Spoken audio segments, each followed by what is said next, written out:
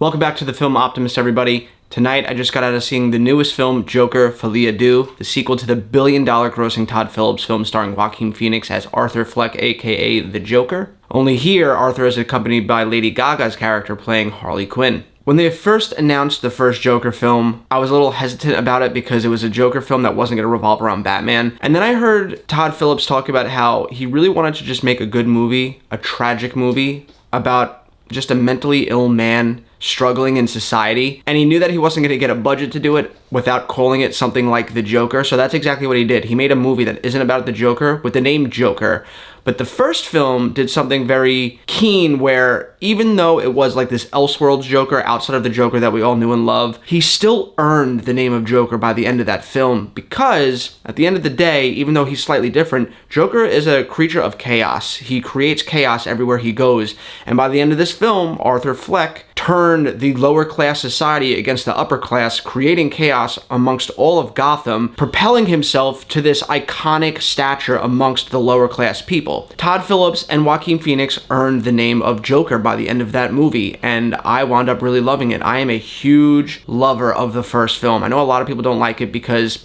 we live in a world where there are people like Arthur in it, and we don't need to highlight that and bring attention to it. Some people found it very uncomfortable watching that movie because it does feel very real based off of all the people that are in our own world.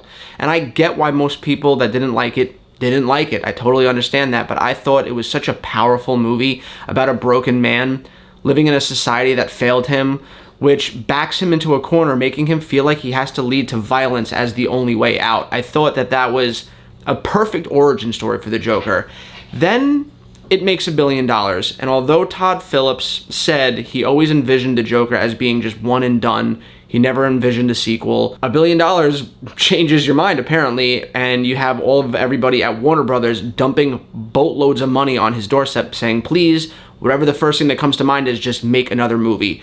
So they went back to the drawing board, and they decided to do Joker Folie A Deus, which I think is French, but it translates to a madness shared between two people. Thus, they brought in Lady Gaga's character, Harley Quinn, in this film. Now, essentially, this film picks up right after the events of the first one, where Arthur is dealing with the fallout of everything he has done. He is in Arkham, he's taking a bunch of drugs, he's trying to calm down, he's trying to calm his laugh, he's about to go to trial to testify against why he thinks he should be released, or at least not get the death penalty and live the rest of his life in peace. They make a case that Arthur is actually split in two. He has two personalities. One is Arthur, but because of his tragic past and getting abused by his mom and his mom's boyfriend, he created this alter ego in the Joker that kind of steps up to protect him in his time of need when he's getting bullied. Now, I could sit here and confidently say the first 3 acts of this film I really loved, because essentially he's buried this Joker persona so deep within him under all the drugs and the hope of just getting out one day, and slowly as the movie goes on,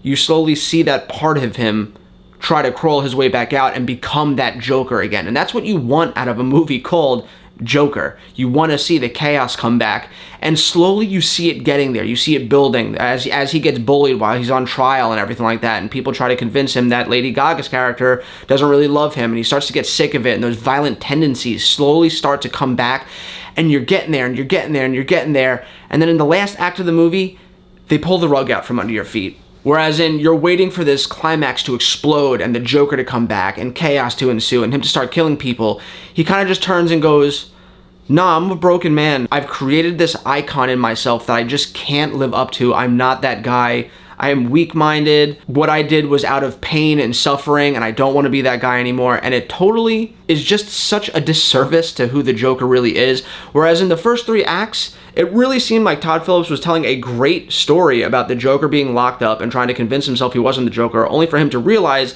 towards the end that he is the Joker and go back to being the actual Joker. And then at the last second, he was like, but this is a movie grounded in reality, and I want my vision to be there is no Joker, just a sick man. And again, this goes back to Todd Phillips saying he just wanted to make a serious movie about a sick man, and he knew he wouldn't get funds for it, so he decided to call it the Joker, and lo and behold, he gets $200 million to tell this movie. But you can't make a movie and call it Joker and have your Joker be a fraud by the end of it. It was just such a disservice to everything they built. It makes The first movie, meaningless. It makes this movie meaningless. It was all for nothing by the end of it. Now, outside of that, this is a really hard review to give because, like I said, the first 2 acts I really loved. A lot of people did not like the fact that it was announced that this movie was going to be a musical, but it's not like out of nowhere, like they're just walking down the street and then everything just stops and everyone starts breaking out and dance like in The Heights or The Greatest Showman. This is a lot in Arthur's head. A lot of the times, well, at least half the time, when he starts singing, it's genuinely what he's feeling in that moment, where people are trying to get him down, but he has this newfound love in Harley Quinn that he just wants to break out in song because he's happy. No normal person would ever do that in real life, but Arthur is certifiably crazy, so it just makes sense for his character. Now, does it sometimes feel like the movie pauses just for them to do a song number? Yes, but I personally love musicals. I love Moulin Rouge, I love The Greatest Showman, I love Les Mis, so I did not mind it, and I liked all the songs that they played here, but if you do not like that, if you don't like musicals, you're not gonna like this. Or maybe you do like musicals, but you just wanted something more in line with the tone of the first Joker film, which is there, it just has musical numbers in it. If you don't like that, then you're not gonna like this, but I personally like the musical numbers. I liked the idea of Arthur having to go on trial and have a defense against why he was doing what he was doing, as long as it led towards some true depiction of what the Joker would do in court, but it wasn't. The movie is also one of the most gorgeously shot movies I've seen all year. The cinematography in this film, the color grading, the sound design is all top notch, and I'm a little biased because I'm also a filmmaker on the side, so I pay attention to things like that. I pay attention to the lighting and stuff, and I pay attention to compositions and all that stuff. So even if a movie is really bad, I'm still gonna give it the benefit of the doubt that they put a lot of effort into making it look pretty. Also, the performances here are incredible. As much as I don't like where Arthur Fleck ended as a character, Joaquin Phoenix plays the hell out of this role. On top of being just as good as he was in the first one, he also has to add singing and dancing to it, and I was just so impressed with him. I thought Lady Gaga was amazing in this role, although, again, with her character, I do not like where things ended with her arc. I thought it was also such a disservice to her character. Maybe not the one that Todd Phillips makes in this world, but the Harley Quinn that I know and love from the animated series and the comics, it's just such a about face and left turn to what Harley Quinn would actually do towards the end of this film. I praise Todd Phillips for trying to make his own path and tell this own grounded story of what a real-life Joker would be like, but I don't think the world wanted that. I certainly didn't want that. I'm a huge comic book lover. This movie I would have given like a 9 out of 10 if the ending was more in line of what the Joker would actually do, but again, they pull the rug out and they try to make it more grounded, and it just didn't stick the landing. Where the first movie really was a dissection of a broken man in a broken society, this movie really has nothing more to say about Arthur other than to backtrack on everything they already treaded in the first film. They spent the entire first film building him up to be the Joker that we all know and love just to pull it all back by the end of this one. And again, I really just can't express how disappointing I was walking out of this film. And then on top of all that, they had this little caveat at the very end of the film, the very last frame, something happens that they thought was gonna play well with audiences and they thought was gonna be cute, but it just further kind of kicked you in the balls while you were already on the ground.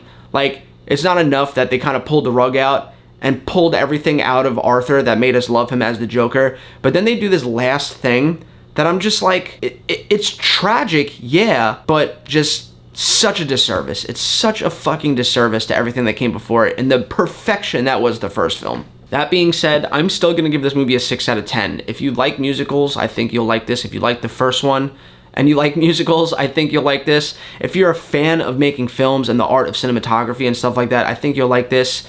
If you're just a fan of Joaquin Phoenix as a performer, he acts his fucking ass off here. Lady Gaga has a couple songs in this where she really shines. Her voice is very beautiful, and her performance as Harley Quinn is great here. I just have to drop it all the way to a 6 because the end was such a disservice, like I said, to this cast and crew and this iconic character. Anyway, let me know what you guys think in the comments down below. Are you excited to see this movie? Have I given you a reason to go to the movies to see it this weekend? Or have I given you a reason not to see it? Let's talk about it in the comments down below. Maybe you have your own theories. And as always, guys, I hope you have a great weekend, and I'll catch you next time.